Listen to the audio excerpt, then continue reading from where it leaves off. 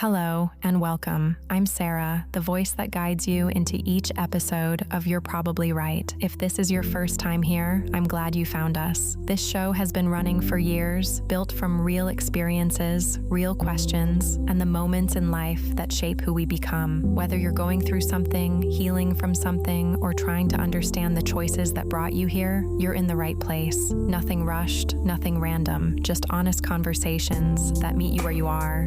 In a moment, you'll hear from MCM. He's the mind behind this space, someone who thinks deeply about people, relationships, faith, and the quiet struggles we don't always talk about. Every episode comes from a place of reflection and years of lived experience, not trends or quick takes. So take a breath, settle in, and stay with us for a while. You might hear something that helps, something that challenges you, or something that reminds you that you're not alone. This is You're Probably Right. Let's begin. What's up? This is MCM, and you're listening to You're Probably Right podcast. Apologies right from the get-go. I am experiencing a sore throat, cough, whatever you want to call it at this point. So I will do my best to make sure I don't cough into this mic, and I have my water here and I have some gum, so hopefully it won't happen too much. I don't really know because this is the first podcast episode that I'm doing with this particular cough. So I'm just saying, man. You know what? We're going to talk about giving and the different aspects, the different people, how it affects individuals, and so on and so forth. But first, I just want to say to you, my understanding when giving is the bottom line is that it is better to give than to receive. And that's just something that I was raised with, something that I've experienced, something that I've been taught, even in the scriptures where Christ gave the ultimate sacrifice. And who better to follow than him, right? So we'll get into this. I just wanted to say that, first of all, that it is better to give than to receive. But the problem is when your heart is not right in your giving, then everything becomes kind of shady. And when you have somebody who's receiving and maybe not for the right reasons, or they're somehow, I was going to say helping you give. Sometimes people know how to extract things from other people. And again, then that jades everything and shades everything and makes everything go sideways in most cases. All right, this is episode 290 of You're Probably Right. Thank you for hanging out with me. Please remember to like and subscribe wherever you're listening to this podcast. So whatever platform you are on will say, oh, somebody likes it, and maybe bump me up a little bit. You know what I mean? Not asking for money or anything like that. And even if you crap out early, then you could probably still put a thumbs up on my episode. I would really, really appreciate it. Also, anywhere you can, you see those 5 stars, if you could give me anything closer to 5, if not just a 5, would be great. But I mean, you don't have to. However you feel, whatever your heart desires, really, at the end of the day, what's going to happen is going to happen. And I've been having a pretty good time, I could say, honestly, doing this podcast. And over these 290 episodes, I thought I was going to hit 300 pretty soon last couple weeks. But I mean, I've only been doing an episode a week lately, but I might ramp that up. But I'm not just going to push it. I'd rather, when it comes to my podcast, everything just kind of go organically anyways. So, I mean, if I stop on a weird number or if it takes me a while to get to a number, 300 sounds really nice right about now, but I mean, 1 is good.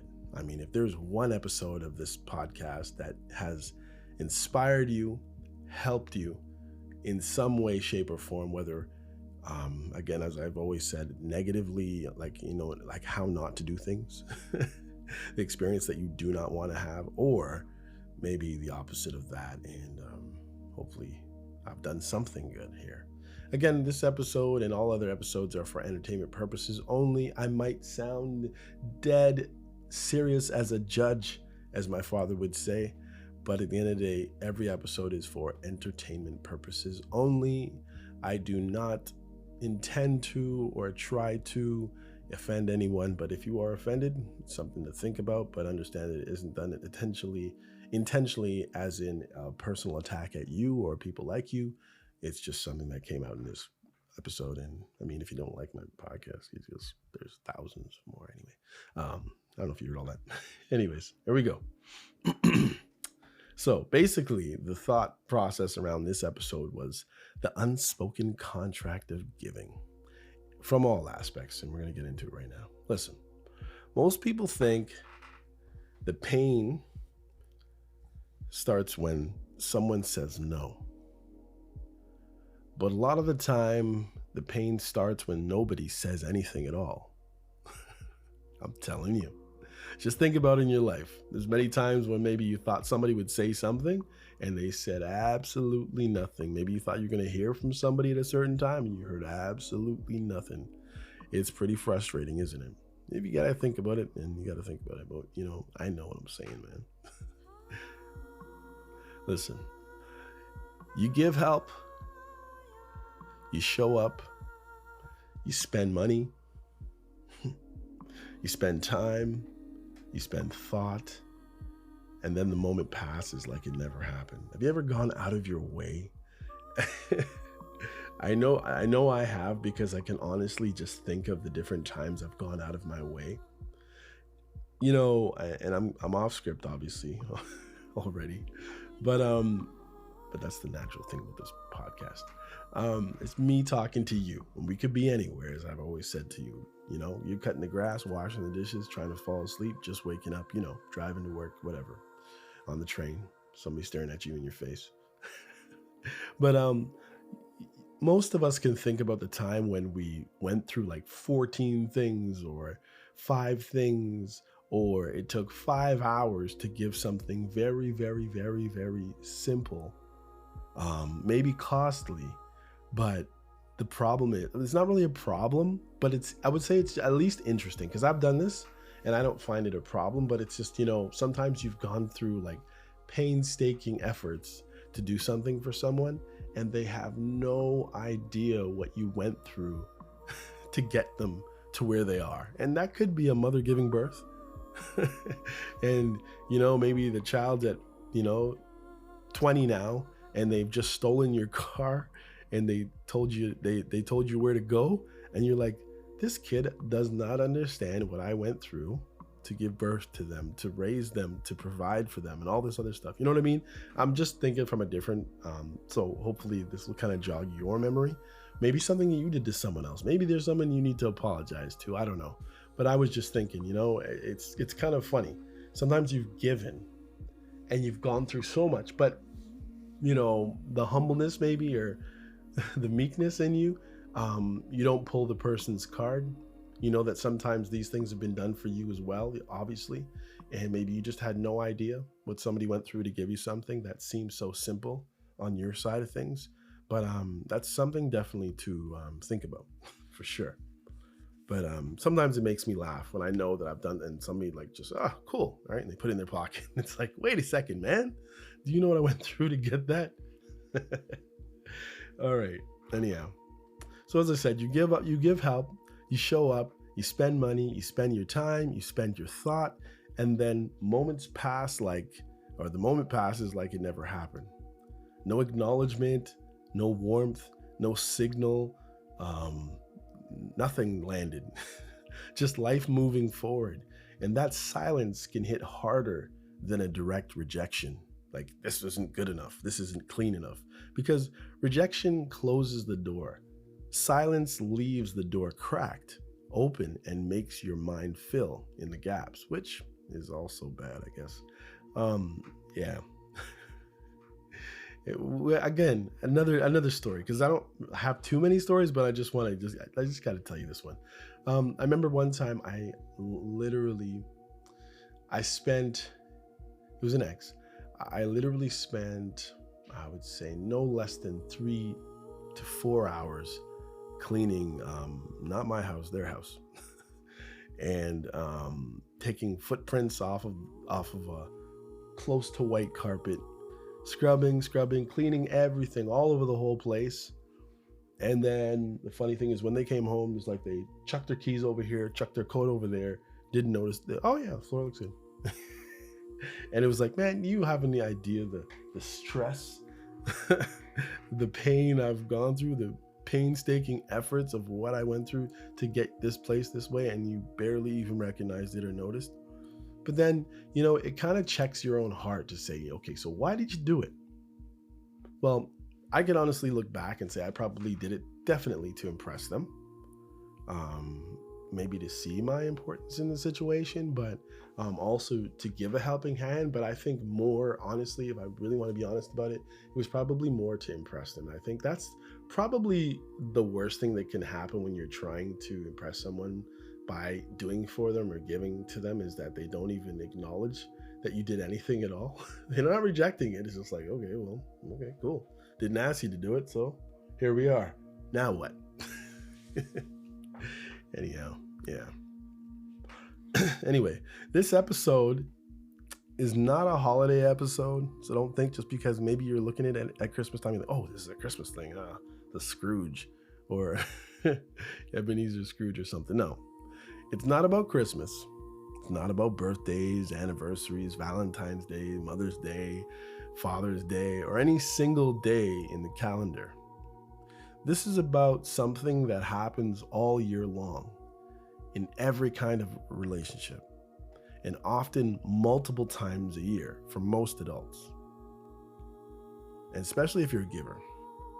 It's about the ongoing reality of giving and receiving, and what it does to people, what it does to them psychologically, I'd say, when the exchange is clean, and what it does when the exchange is a little bit murky. Because giving is not just an action. Giving is a message. Sometimes it is a message of care. Sometimes it is a message of interest. Sometimes it is a message of apology. Sometimes it is a message of power. Sometimes it's a message of guilt and relief. A lot of us looking for relief. A lot of us looking to apologize a lot of the time. Sometimes it's a message of, I do not know how to be close to you, but I can do this thing. And the problem is that the receiver is not always reading the same message the giver thinks they're sending or was intended in the first place. So today, I want to map out the whole thing. Dating, marriage, friendship, situationships, long distance, new connections, old connections, males giving to females giving to males, and the social expectations that hover over it. I want to talk about the types of givers, the types of receivers, the types of misunderstandings that happen when one person is speaking the language of effort and the other person is speaking the language of distance, or the language of entitlement, or even the language of fear. My throat, guys. And I want to talk about what happens when there is no acknowledgement. Not because people are evil in most cases, although, sometimes it's avoidance, sometimes it's insecurity, sometimes it's cultural, sometimes it's trauma, sometimes it's selfishness, sometimes it's simple thoughtlessness. Many times you do for people who are really close to you and they don't say anything, it's because it's almost like it's entitlement, but it's also closeness. Sometimes some people would do the same for you, and you think sometimes people have this thing in their mind that there's this unspoken thing. Because I am close to you, I don't have to say thank you, because if it was me, I would do the same for you and not expect thank you back.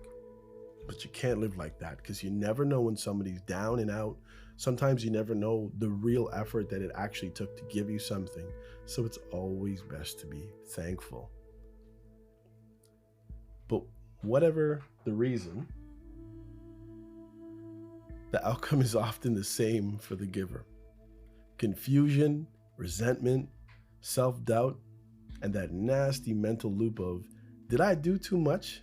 Did I misread everything? And I'm being used and I'm being dramatic? Or am I being used or am I being dramatic? And why do I feel embarrassed for being generous? You ever had that? Feel like an idiot?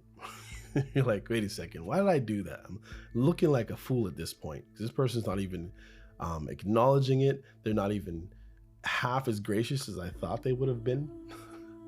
You know, sometimes what we think people need is just something that they wanted, but they didn't need it. So therefore, all the weight that we put on it, it's not on it at all because they didn't need it. They just wanted it.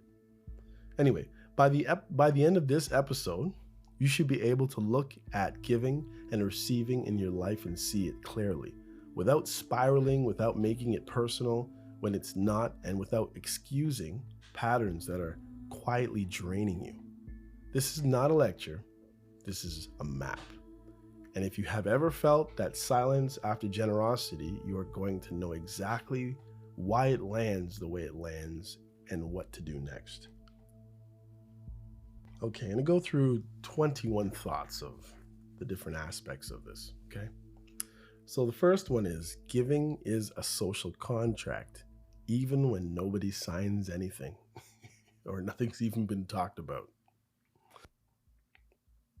So anyway, let us start here. In adult life, giving creates a contract, even when it's not spoken. The contract is not always fair and it's not always conscious, but it forms anyway, because humans are wired for reciprocity. We notice effort. We take note of it. It's data for us. We notice resources. We notice attention. So yeah, we will notice how much you had in the first place, what you gave out of, whether you gave out of abundance or whether you gave out of need. Big difference, right? It's like if you have $100 and you give me $1, it's $1, but it came out of $100. Now, depending on what that $100 is to you, right, it's different, right? Where is if you have $5 and you give me $1, you know what I mean? Right. So that's what I'm saying, where I'm saying giving out of abundance or giving out of your own need. So we do notice resources. We do notice attention. We notice sacrifice. Although many of us don't concern ourselves as like the situation a person's giving out of, which would probably change our attitude many times. And when we receive it, something inside us registers that a balance is shifted. This is why most cultures in most places have versions of thank you, Dankeschön, right? No, it's just language. Some version of acknowledgement, some version of reciprocation. It is not just manners, it's a social repair mechanism. It tells the giver, I see you. It tells the receiver, I'm not ignoring what you did, and it closes a loop. Now here's where things get complicated, because the contract isn't always, you gave me this, so I owe you that. Sometimes the contract is emotional, sometimes it's social, sometimes it's romantic, sometimes it's sexual, sometimes it's status-based, sometimes it's future-oriented. Yeah. Like, I will remember this, or I will show up for you later. When giving is healthy, the contract is not painful. It is light. It is mutual. It is human. It builds trust. It builds connection. It builds goodwill. When giving is unhealthy, the contract becomes a rope. One person feels tied down and the other person feels dragged. So we have to talk about the two sides very honestly, I guess. Why people give and why people do not acknowledge. So, why do people give clean motives and not so clean motives? There are givers who give because they love simple. They like being generous. They grew up around generosity. They see giving as a part of being a good person. They are secure enough that they do not need dramatic response. But they still expect basic acknowledgement because that's normal and that's their normal boundaries. Like you say thank you, right? Or otherwise maybe you don't get anything ever again. There are givers who give because they want connection, they want closeness, they want to be remembered, they want to matter. They might not say it out loud, but the gift is a bridge. It is a way of saying, I am here, do you see me? And the funny thing about that, here you go, personal story. But personally, I think, that's probably something I've done wrong as a person who gives a lot just freely. I can give you the shirt off my back, you know what I mean? As long as I can hide my belly. Uh, but you know, I think when you give into someone's life, like I think the big gifts, I think there are honestly wife gifts, husband gifts, and significant other dating gifts and all that. I'm just saying, like, you don't want to give into someone's, like, personally, this, I guess I can't say for anybody else, but me, I don't want to give something so great, so shiny, something that they can't ever get anywhere else, that this person is forced to use it even when they get into, like, let's just say it was your girlfriend or something, and now they're married and they're still wearing your ring. You know what I mean? Like, I know some people don't care, so they would probably be like, oh, well, yeah, she still wears her ex-boyfriend's ring, even though we've been married for 10 years. You know what I mean? Me, personally, I would love it if I could replace that ring, and you could either keep that and put it far, far away. Even, I can't necessarily expect you to mail it back to the person and get in contact with them, but I think I think it's better for you not to overgive, because a lot of sometimes the things you give people hold such emotional value in their lives that end up with all these things from different people in different parts of their life, especially if it's the opposite sex, and they enter this new committed long-term life, marriage, whatever, with all these remnants and not even remnants, all these different artifacts and emotional things, objects from various, I guess, guys or girls in their life. And I just don't think that's healthy for a marriage. That's just me, though. Anyway, there are givers who give because they're anxious. They do not feel secure in their bond, so they try to buy safety through usefulness. They give to reduce their fears of being forgotten. They give to reduce fears of being replaced. They give to reduce uncertainty. For anxious givers, giving is not just generosity, it is emotional regulation. There are givers who give because they feel guilty. This is the one you mentioned many times, many people I've heard on their little messages. And it's real. Some people give because their conscience will not leave them alone until they do.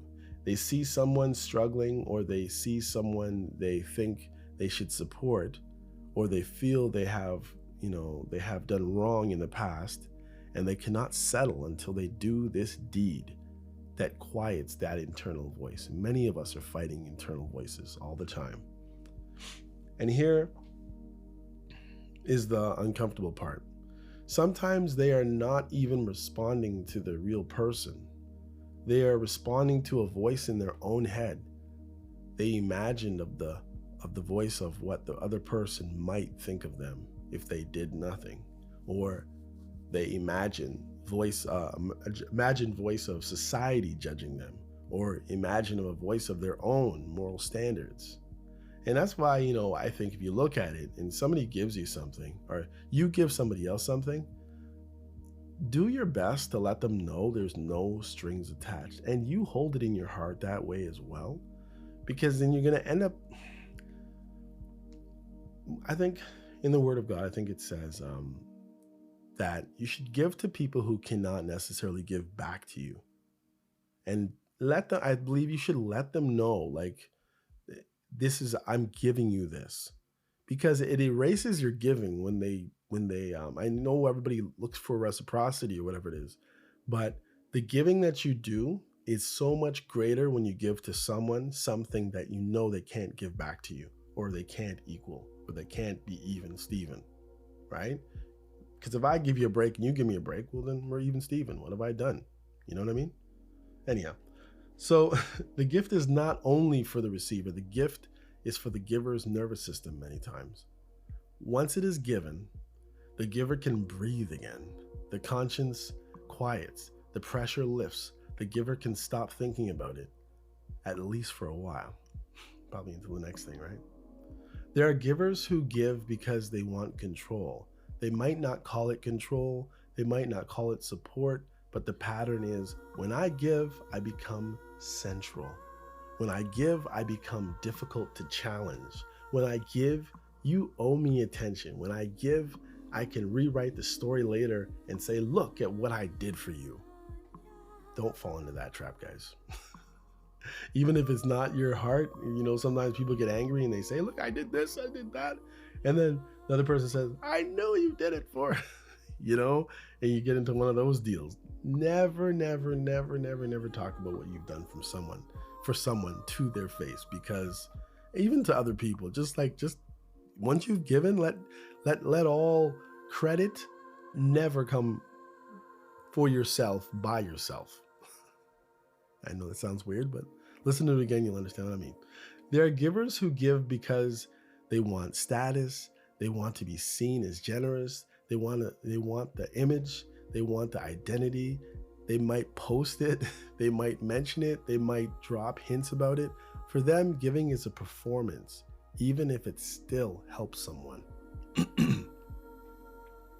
There are givers who give because they do not know how to relate any other way, right? That's just their thing.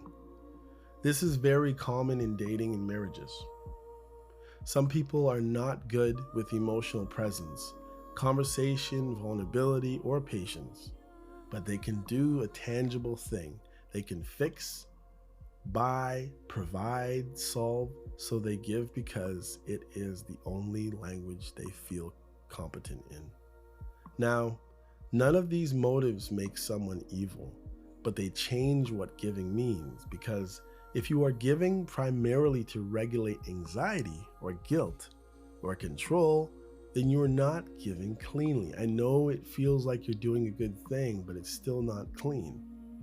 You are giving with attachment, and attachments create expectation, even when you tell yourself they do not. Third, let's go. Why people receive and why they sometimes do not acknowledge. This is an interesting one, right? This is when somebody doesn't say thank you. Sometimes they pretend like nothing happened at all. Why, right? Are they evil? Many people just chalk them up as evil, selfish, or, gold diggers and all the other different things people say about those people. Listen, on the receiving side, there are people who acknowledge because they are socially regulated.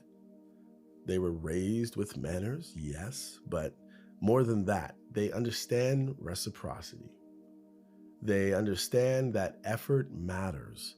They understand that being appreciative protects relationships. It does. There are receivers who do not acknowledge because they are avoidant. For an avoidant person, acknowledging can feel like a hook. Oh, you got me. It can feel like dependency. It can feel like debt. It can feel like closeness that they are not even comfortable or want yet or ever. So they downplay it, normalize it, or ignore it. They might even change the subject very, very quickly. Not because they do not care, but because caring feels unsafe, which is sad, I would say, but I know it is some people's reality. There are receivers who do not acknowledge because they are entitled. So it's like, yeah, of course you gave me the I don't know, of course you gave me a drink because it's your job or whatever. They believe people should help them. They believe they deserve it. They might not say it out loud, but the energy is, of course you did. You should. There are receivers who do not acknowledge because they are overwhelmed. Yeah, actually, yes. There are people who are overwhelmed. They have too much going on. They are emotionally flooded. They have low capacity. They are in survival mode.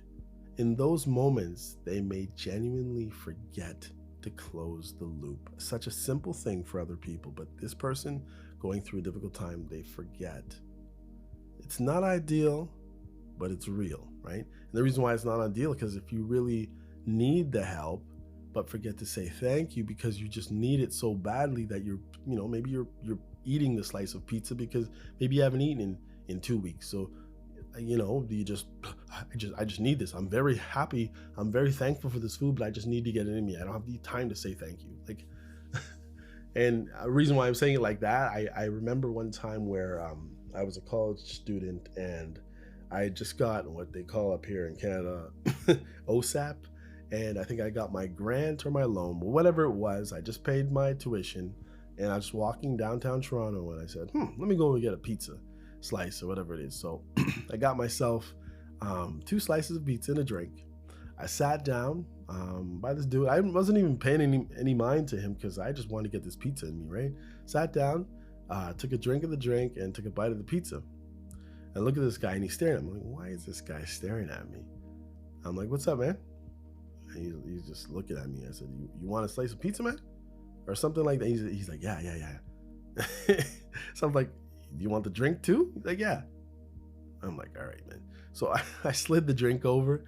I didn't even go like to say to buy more. I want to get the heck out of there at this point. Just at that age, I was like, man, come on.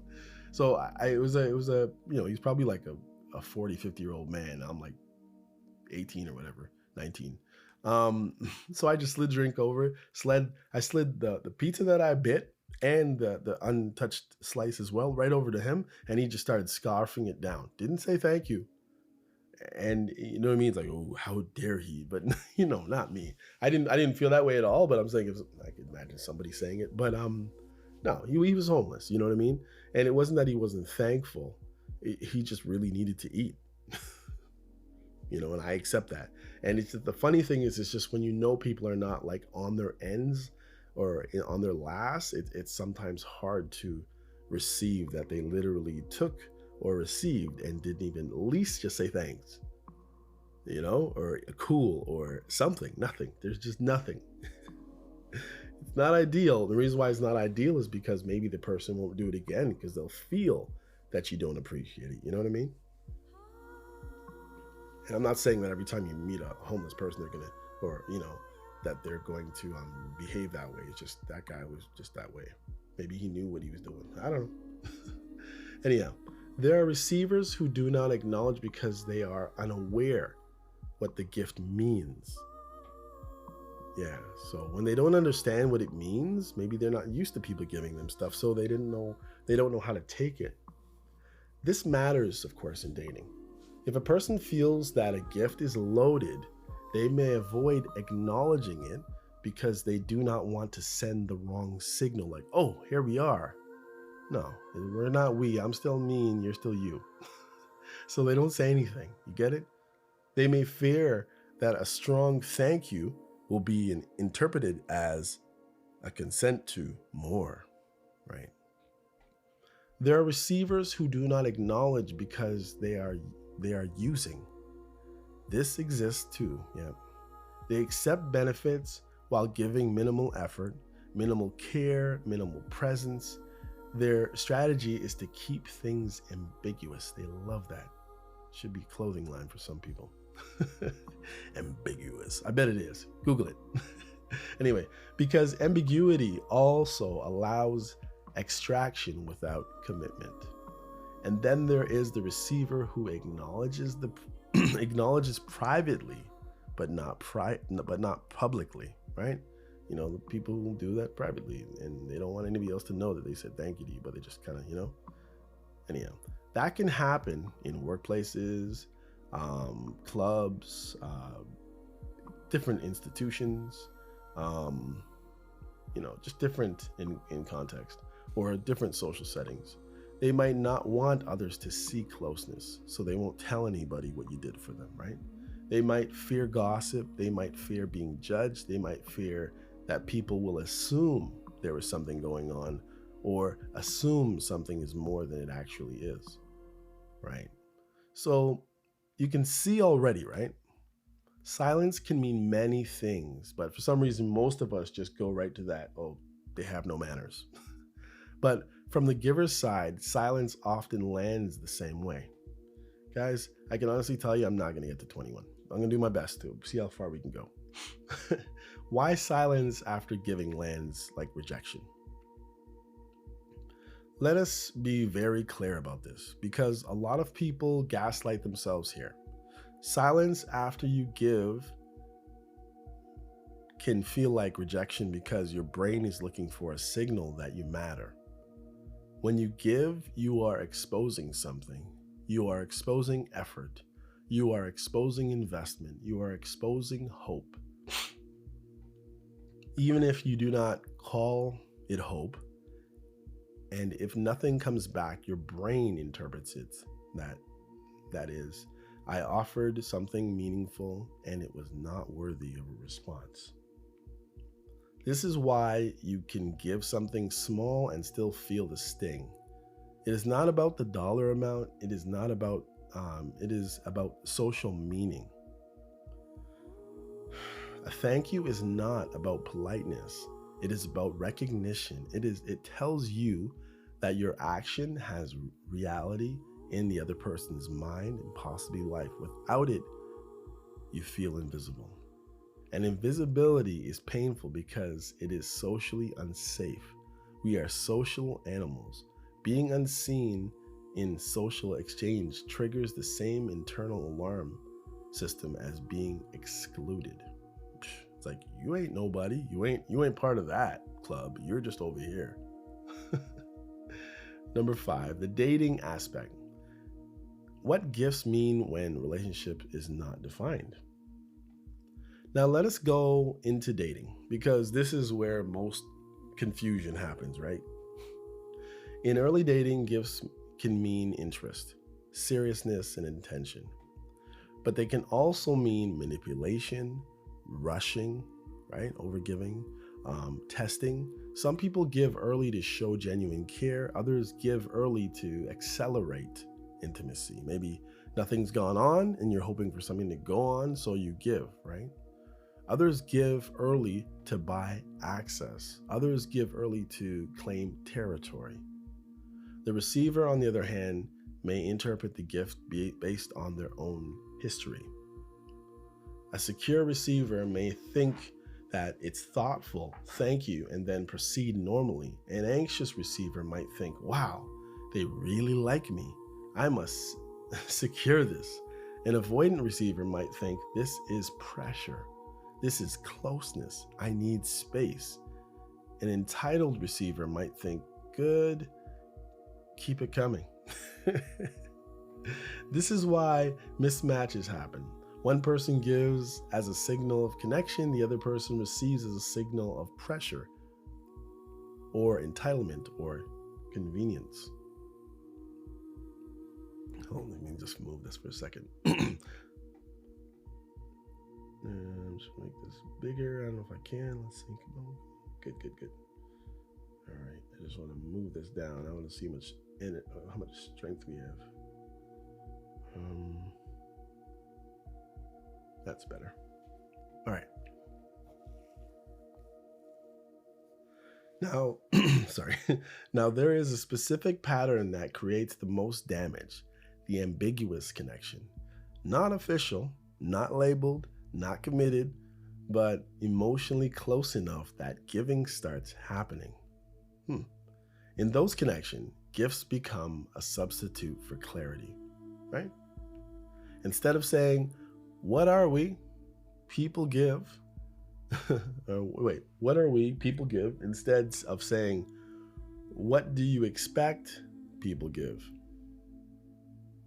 Instead of saying, I like you, people give. And the problem is that giving cannot replace naming, because giving creates a contract, but it does not define the terms. So the giver assumes one set of terms. The receiver assumes another. Then silence after giving becomes the conflict, because both have something else going on in their mind, right? Think about 6 here. The marriage aspect, when giving becomes a baseline and gratitude disappears. In long-term relationships, including marriage, gifts are an effort becomes woven into daily life.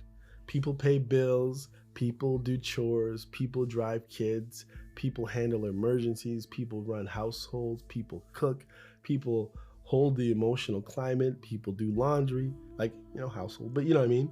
In a healthy marriage, gratitude remains alive. Not because the partner needs constant praise, right? But because acknowledgement protects the bond. It prevents efforts from turning into resentment, and also little weasels from weaseling in your situation, your marriage. Yeah.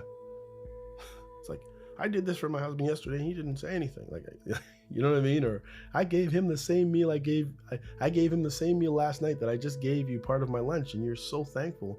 When I cooked it for the bum, he didn't even say thank you. He didn't even grunt. Right. So that's why it is always important to be thankful. At least say it, even if you're not. Just saying. In an unhealthy marriage, giving becomes expected. Appreciation fades. One partner becomes the default giver, the other becomes the default receiver. Sometimes the roles swap depending on the domain, finances, childcare, intimacy, emotional labor. But when gratitude dies, resentment starts to grow. And here's the substitute, the subtle piece anyway. When gratitude disappears, the giver often stops giving cleanly, right? They start giving while keeping score now, because like, okay, I'm gonna have to pay attention now. They start giving while silently angry. They start giving while waiting for recognition that never comes. That is when gifts and efforts become weapons, even if they are never thrown. Number 7, social aspect. Reputation, gender, norms, and what people think. Now the social layer. Society has script. Men are often expected to provide. Women are often expected to appreciate. But those scripts are inconsistent, and in modern dating has been made them even more confusing. Some people believe a man should pay, period. Some believe everything should be equal. Some believe the one who invites should pay. Some people believe men paying is chivalry. Some believe it is patriarchy, of course. Some believe women accepting is normal. Some believe it is taking advantage.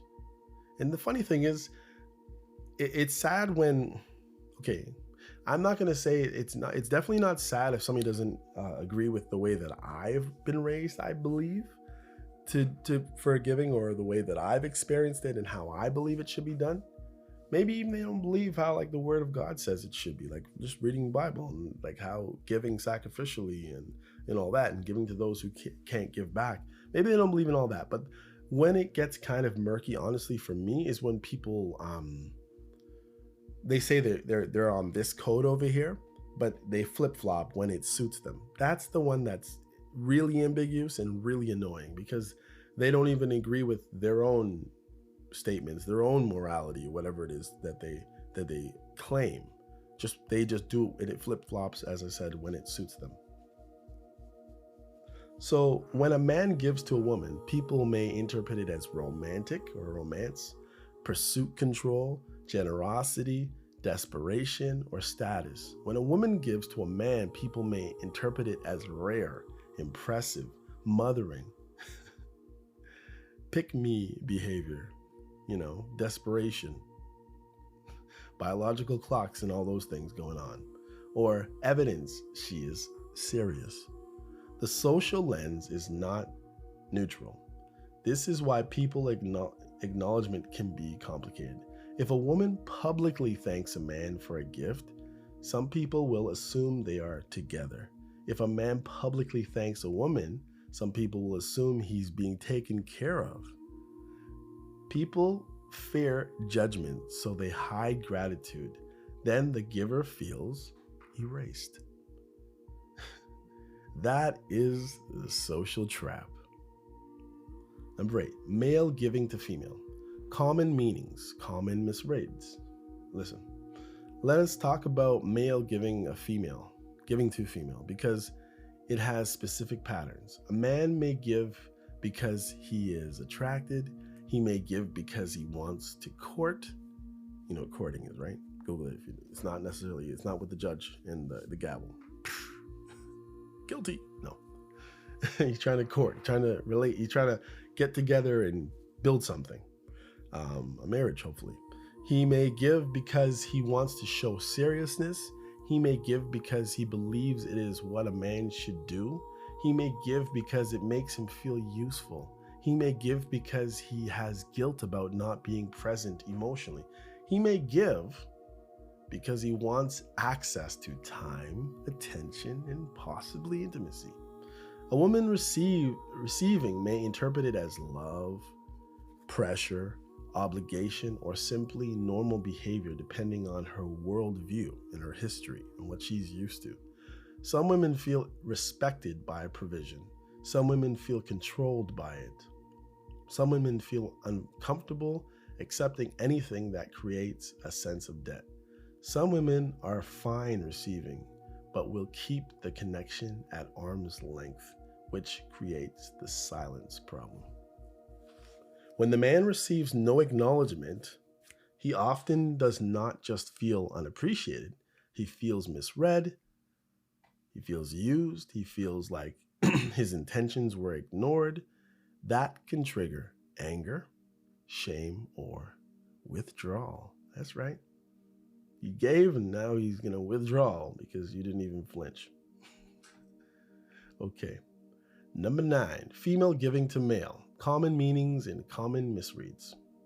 Let's go the other way. A woman may give because she is nurturing. She may give because she wants to care. She may give because she wants to show loyalty. Maybe she gives because she wants to be as even Steven as possible. She may give because she wants to secure the relationship. She may give because she thinks she needs to earn love. She may give because she feels guilty about her own boundaries. Like if she says no to intimacy, she compensates with gifts of favors. This happens. A man receiving may interpret it as love and devotion, or he may interpret it as pressure, or he may interpret it as she is trying to buy my commitment. Some men enjoy being cared for, but struggle to express gratitude because gratitude feels vulnerable.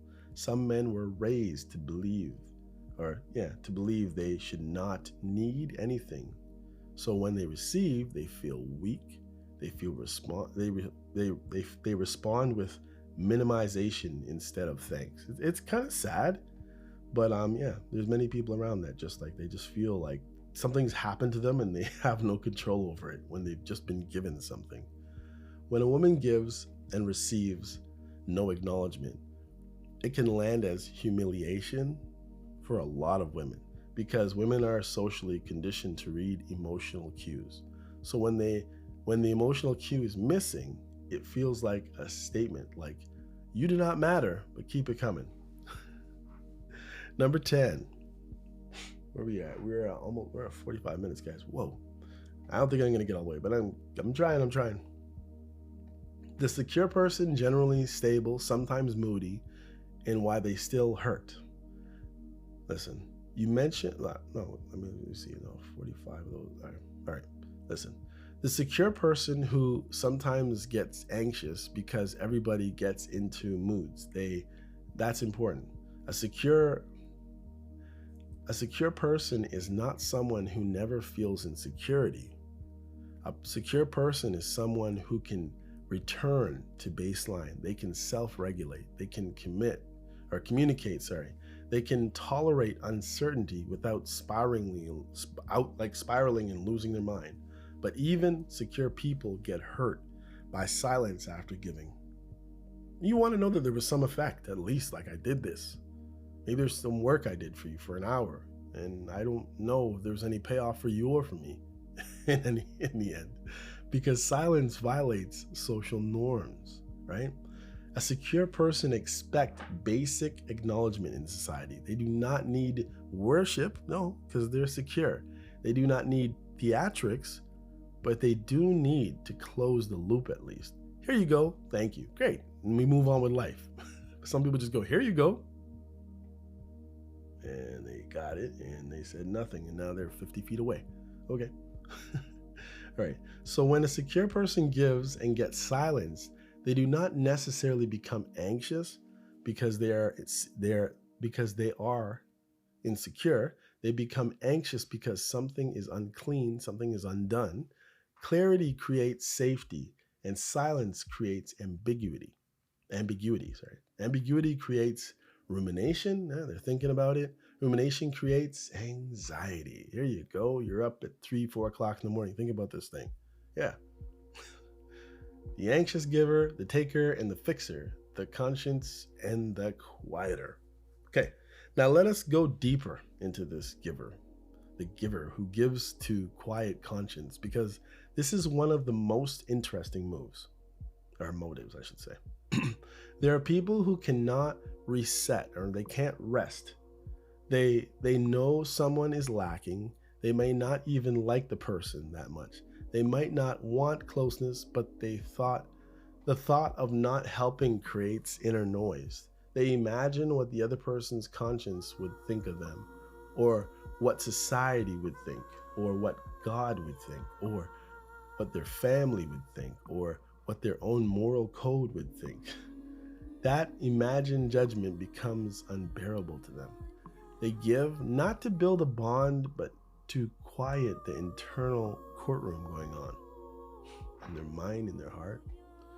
Once they give, they feel relief. Relief is the key emotion. Not warmth, not closeness, not relief. No, just relief. And here is the risk. If you are giving for relief, you are likely overgiver. Guilty. Did I say that? Because relief only comes when you feel you've done enough. And the definition of enough keeps moving. This is how people end up giving to someone who does not even want it, or does not respect it, or does not acknowledge it. The giver needs to give, the receiver was incidental. If this is you, you need to hear this clearly. Your generosity may be normal, but it may not be free. And if it's not free, it will create resentment later. Yep, in your heart. Yeah, when they don't choose you. Think about it. Yeah. Maybe they're riding around in that car with somebody else. Yeah. Number 12, the avoidant receiver, why they feel like it's a trap. Hold on a second, guys. This is a long one, and I'm just going to let it be long. And if you're still here, then obviously this is interesting to you, so I feel no way I'm okay with that. Hopefully you are. All right, here we go. Avoidant receivers often struggle with gratitude because gratitude creates emotional connection. Maybe they don't want emotional connection. In most cases, they don't. It is a bridge. It implies I need you. And for some avoidant people, needing anyone feels dangerous because they've been taught that, they've learned that at least, needing anyone, eventually they're going to let you down.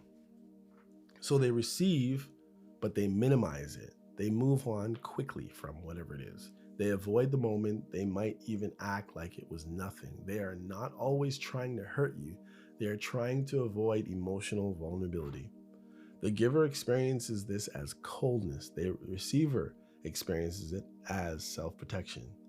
That's a mismatch. It's where the pain actually lives. 13. The entitled receiver. When the relationship becomes extraction. Entitlement looks like this. The receiver accepts, expects, and escalates. They do not mark effort. They do not reciprocate. They do not close the loop. They keep the giver chasing. They keep the giver uncertain.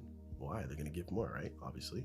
Sometimes entitlement is learned from being overindulged.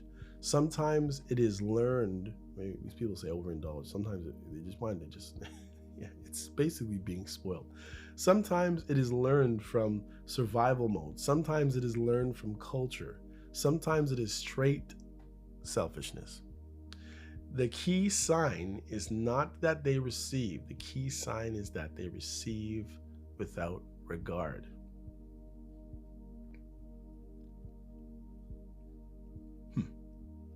Number 14, the transactional fog. Soft sugar, hard denial without labels, or without labels. Now, this is the part you want, and it matters. Sometimes relationships become transactional without anyone naming it. One person gives money, gifts, rides, favors, time, attention, emotional support. The other person gives presence, flirtation, proximity, maybe affection, maybe intimacy, maybe just access to them. But because it is not named, the giver cannot ask for standards without feeling guilty, and the receiver cannot deny obligation without feeling wrong. Ambiguity protects the receiver and traps the giver. This is why some people chase. They think the next gift will finally flip the switch. Oh man. But the next big gesture will finally create acknowledgement. The next sacrifice will finally be seen. But acknowledgement is not purchased. It is a character. If the person does not acknowledge small things, big things will not fix it. They will just get used. They'll get used to bigger and better. Yeah. 15. The social life reality. Multiple giving seasons, repeated cycles. Now remember what you said. I can't say who said. Anyway, check it out. This happens multiple times a year for everyone, most people, if you pay attention. There are predictable reasons or seasons of giving. Holidays, birthdays, life events, graduations, promotions, hard times, family crisis, illness, kids' needs, emergencies, even weather, even winter, even back to school. So this is not a one-time issue. This is a repeating pattern, which means if someone has a gratitude gap, you will feel it over and over. If someone has a compulsive giving pattern, it will repeat over and over. If someone has an extraction pattern, it will repeat over and over. This is why you need principles, not reaction, because you cannot negotiate this from scratch every season. Nah, you can't afford it. You need standard. You need a standard. 16. How people feel after giving and why regret appears later. After giving, people feel different things depending on the motive, right? Clean givers feel warmth, satisfaction, calm, no need to chase a response, but appreciate acknowledgement. Honestly, yeah, that sounds like the best thing I would say right there. Let me read that again. Clean givers feel warmth, true. Satisfaction, job well done, you've helped, you've given. Calm, no need to chase a response. You don't care. You're good. You did your part. Appreciates acknowledgement. Of course, you appreciate a thank you. That's it. Anxious givers feel temporary relief. They worry. They then checking behaviors. Then they rumination. Then they resentment if nothing comes back. Guilt givers feel relief, then distance. Ugh. Because now they can stop thinking about the person, which can confuse the receiver.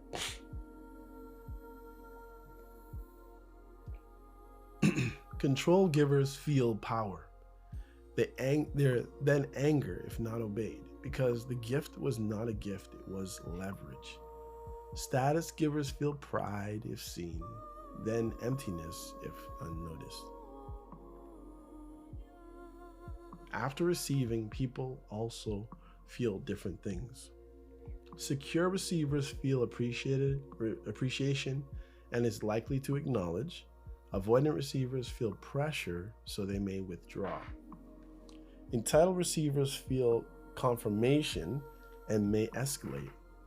Overwhelmed receivers feel gratitude, but may forget to express it. User receivers feel satisfaction and keep the door open just enough. The emotional patterns create the story people tell themselves. We only got 4 more, guys. The silence moment. What the giver's mind does and why it spirals. When there is no acknowledgement, the giver's mind tries to solve the puzzle. It asks, did they notice, first of all? Do they care? Did I do too much? Do they expect more? Did I misread? Am I being used? Yes, these are normal feelings when there's silence after giving.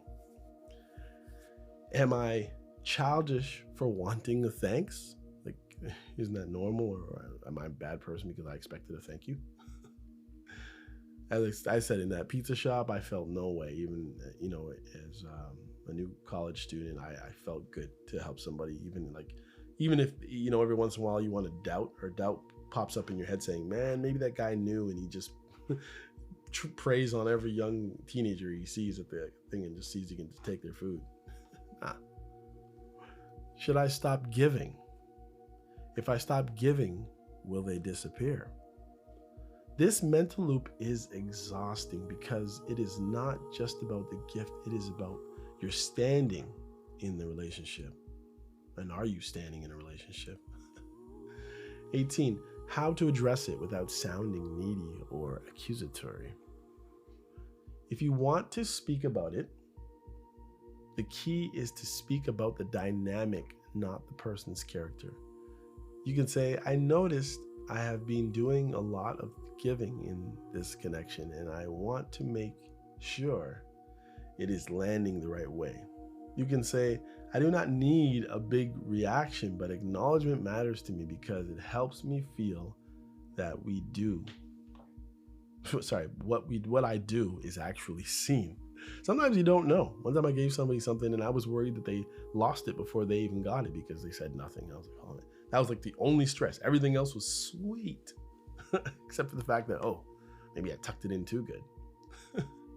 Anyhow, you can say, I am happy to be supportive, but I need mutual effort, even if it is in different forms. This is not begging for praise. This is setting a social norm, right?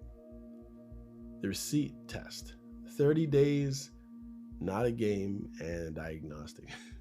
Listen, let's test this. Stop giving for 30 days. Can you do it? You're just testing something. Not cold, not rude, not dramatic. Just pause the extras. Maintain normal kindness, normal respect, normal communication if it exists. But remove the extras, the perks. Then observe what remains. Do they still initiate? Do they still show warmth? Do they still ask about you? Do they still contribute effort? Do they still make time? Do they still respect you? If the connection dissolves, it was perk-based. If the connection remains, you have something real. And you can clarify from there. 20, boundaries that create respect, not manipulation. Boundaries are not revenge. Boundaries are structure. You are allowed to say, I am not comfortable doing boyfriend level giving in an undefined connection. You are allowed to say, I am not comfortable doing girlfriend level support without mutual care. You are allowed to say, I do not do ambiguous exchange. Either we are building something or we are keeping it equal at your level. A boundary does not force anyone. It is simply removes access to what you were giving without clarity. All right, and last one.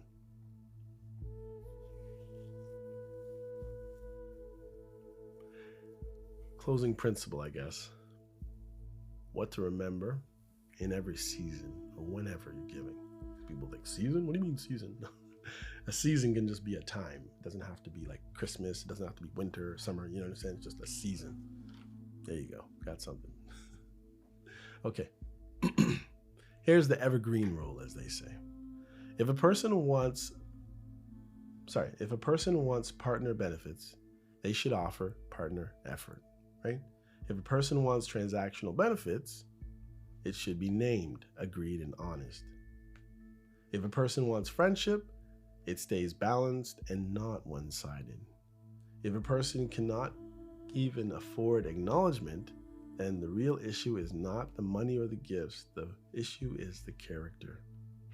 Yeah. Capacity or avoidance.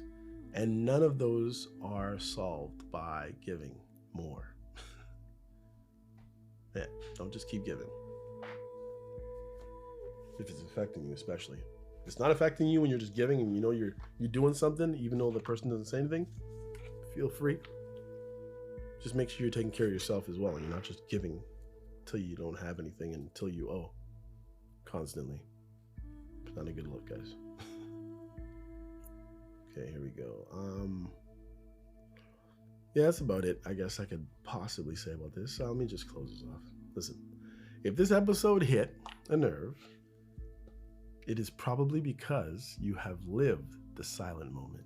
You did something meaningful, maybe big, maybe small, and it vanished into thin air as if it never happened and as if you don't matter. And you were left holding the emotional weight of it all alone. This is not you being sensitive. This is your nervous system recognizing as an imbalance that your logic keeps trying to excuse. The most important thing to understand is that giving is not just a behavior, it is a language. But people speak different languages, right? Different dialects. Some people speak effort, some people speak words. Some people speak time, some people speak touch. Some people speak distance, some people speak survival. And when your giving is interpreted through the wrong lens, you can say ending up in a relationship where your kindness becomes invisible.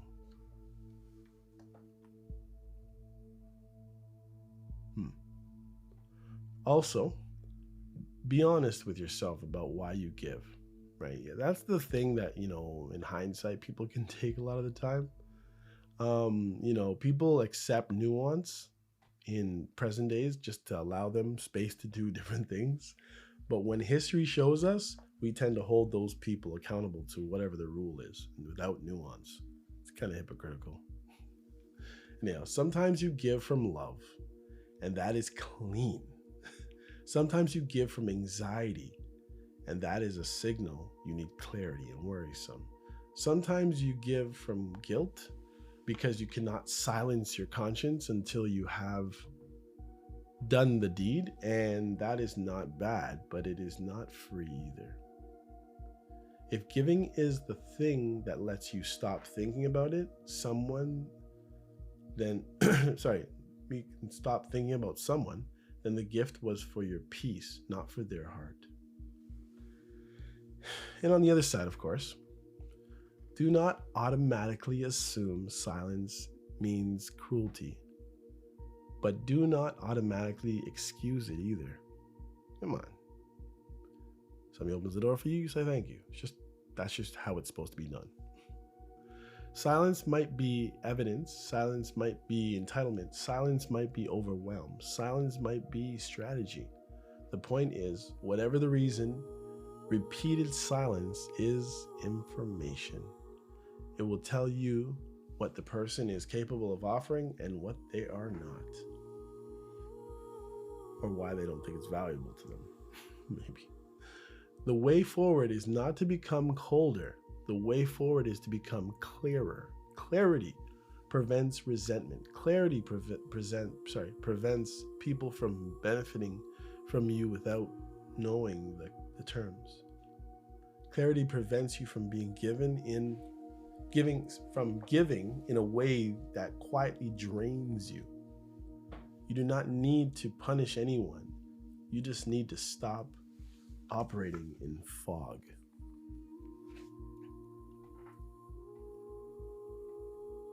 So here is the last line, the one you can carry into every session of giving, every year, every cycle. If someone wants partner benefits, they should offer partner effort. If someone wants transactional benefits, it should be it should be named, agreed, honest. If someone wants friendship, it should stay balanced. If someone cannot afford acknowledgement, then giving more will not teach them to respect you. It will only teach them how much you will tolerate. And here, guys, this is You're Probably Right. And if you have felt the silence of generosity, you are not crazy. You're not alone. You are noticing something real. Keep your heart, keep your hand, keep your standards, keep your clarity. You probably need all three. And here, guys, till next time, hopefully this is episode that would help you or has helped you to look at it differently. Sometimes, yes, we do look at people as just being rude when they don't say thank you. So anyways, just hopefully it gave you another angle, so maybe you can just give them a break for a little bit longer, you know what I mean? Anyhow, till next time, this is MCM and I'm signing off. This is You're Probably Right. Take care.